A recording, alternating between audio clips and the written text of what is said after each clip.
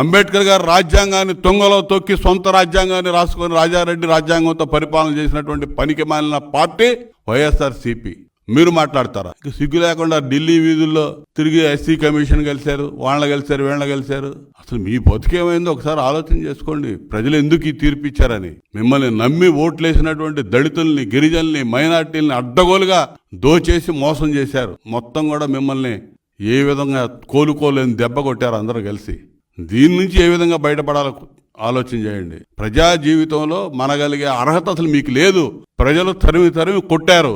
ముందు దాని నుంచి ఏ విధంగా బయటపడాలో చూడండి. ఏ విగ్రహ రాజకీయాలు చేయాలి, అంబేద్కర్ గారిని అడ్డం పెట్టుకోవాలి. అంబేద్కర్ గారి విగ్రహం గ్రామాల్లో 6 అడుగులు 7 అడుగులు ఎత్తునుండే విగ్రహం పక్కన వీళ్ళ నాన్న విగ్రహాలు 10 అడుగులు ఎత్తున పెట్టి లేనిపోయిన అశాంతి అలజడులు సృష్టించి అంబేద్కర్ గారి కంటే రాజశేఖర రెడ్డి పెద్ద గొప్పవాళ్ళ చూపించడానికి ప్రయత్నం చేశారు వీళ్ళు.